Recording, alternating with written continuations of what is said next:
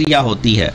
लेकिन यदि किसी कारणवश ऑब्स्ट्रक्शन हो जाएगा तो भोजन नीचे नहीं जा पाएगा और पेशेंट को अनपच होने लगेगा, उसको वॉमिटिंग की टेंडेंसी होगी।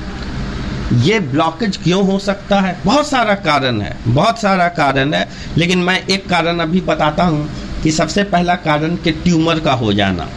कोई ट्यूमर हो गया और उसके बढ़ने के वजह से रास्ता ब्लॉक करने लगा, या दूसरा कारण भी बता देता हूँ कि नली सिकुड़ना स्टार्ट कर गई। ठीक है, तो ये सारी ऑब्स्ट्रक्शन के कंडीशन को देखा जा सकता है। दूसरी जो नली वाला हिस्सा है वो रक्त की नली है, ब्लड वेसल्स जिसको कहते हैं, जिसमें रक्त लगातार घूमती है, चाहे वो आर्टरी हो चाहे वेन हो, वहाँ पे रास्ते में रुकावट हो जाए।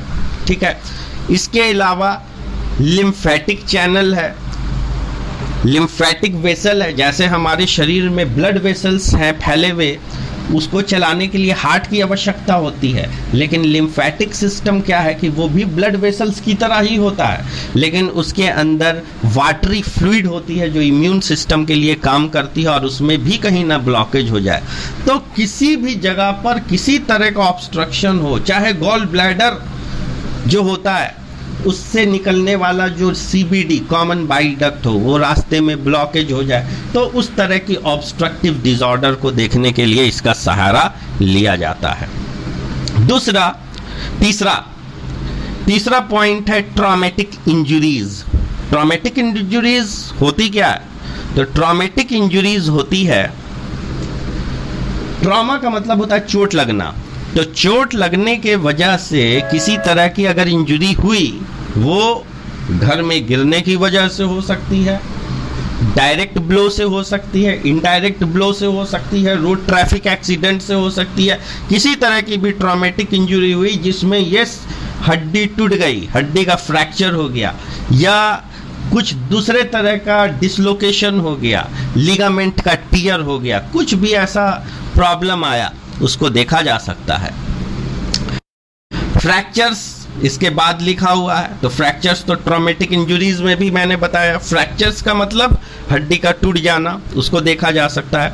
वस्कुलर एबनॉर्मेलिटी, वस्कुलर की फिर बात आई। वस्कुलर यानी कि ब्लड वेसल्स, जो रक्त की नलियाएं हैं, ठीक है, रक्त की नली है जिसको हम लोग आर्टरी या वेन कहते हैं, उसकी एबनॉर्मेलिटी हो जाए, वो ज्यादा चौड़ी हो जाए पेटेंसी, वो ज्यादा सिकुड़ जाए स्ट्रिंक्चर, उसके अंदर ब्लड प्लेटलेट जमने लगे तो प्लेटलेट जमेगा थ्रोम्बोसिस, उसके अंदर कोलेस्ट्रॉल जमने लगे तो उसको कहते हैं आर्थरोस्क्लेरोसिस। तो ये सारी चीजों को वस्कुलर एबनॉर्मेलिटीज को देखा जा सकता है। डिजेनरेटिव चेंजेस को देखा जा सकता है। डिजेनरेटिव चेंजेस का मतलब हो गया कि बोनी डिजेनरेटिव चेंज भी होता है ना, जिसको हम लोग इरोसिव चेंज कहते हैं। कुछ पैथोलॉजिकल डिसऑर्डर की वजह से हो सकता है, या कहीं पर के टिश्यू का डिजेनरेशन हो रहा है तो वो डिजेनरेटिव चेंजेस को देखा जा सकता है। Indications specific to X-ray of different region of the body are discussed in following unit under the systems। ठीक है, इसके बाद ये बात लिखता है और फिर आपके बुक में लिखता है about equipment। तो सबसे पहले आपने जाना इंडिकेशंस, क्या क्या कारण है जिसकी वजह से एक्सरे कराने की आवश्यकता होनी चाहिए, और दूसरा कि इक्विपमेंट की क्या क्या आवश्यकता पड़ेगी, क्या क्या इक्विपमेंट होना चाहिए। तो इक्विपमेंट में सबसे पहली चीज एक्सरे मशीन होनी चाहिए, दूसरा चीज X-ray film and X-ray cassette होना चाहिए, एक्सरे कैसेट के अंदर एक्सरे फिल्म लगती है।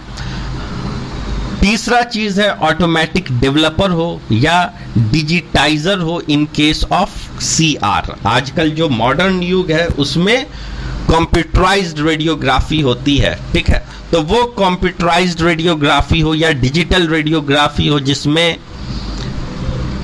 जो भी उसका जो रिसेप्टर होता है, उसका जो कैसेट होता है, उसका इस्तेमाल करने के लिए इसमें बता रहा है। अब आते हैं कि पेशेंट का प्रिपरेशन, पेशेंट का कैसे प्रिपरेशन कर सकते हैं। पेशेंट के प्रिपरेशन में है, सबसे पहला इसमें लिखा हुआ explain the procedure to the patient. Patient जो भी आपके पास आएगा उसको प्रोसीजर के बारे में बताएंगे कि आप कौन सा जांच करने वाले हैं। उसको काउच यानी कि जो एक्सरे टेबल है उस पर लेटना पड़ेगा, कि उसका इरेक्ट एग्जामिनेशन होगा, वो खड़ा रहेगा। Take history to identify any Contra indication.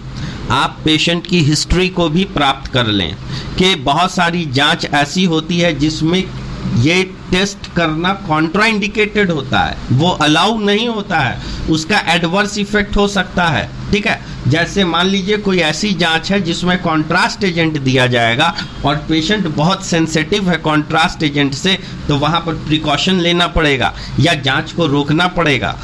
ठीक है, तो बहुत सारी ऐसी चीज है, पेशेंट की हिस्ट्री लेना बहुत ज्यादा जरूरी पड़ जाता है।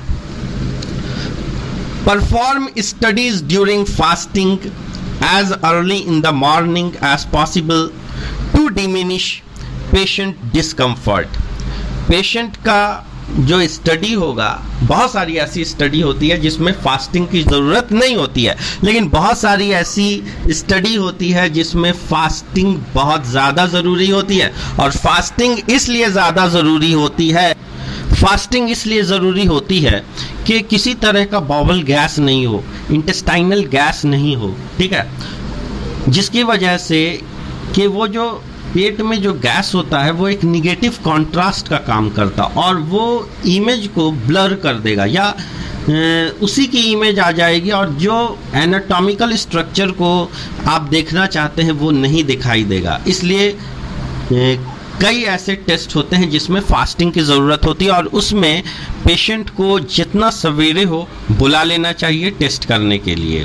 ठीक है, और पेशेंट को डाइटरी रिस्ट्रिक्शंस के बारे में भी बताया जाएगा, इसलिए कि जो टेस्ट में फास्टिंग की ज़रूरत होती है, 8 घंटा या 6 घंटे की फास्टिंग की ज़रूरत होती है, तो उसमें बता देना चाहिए पेशेंट को कि वो कुछ खा पी ना ले।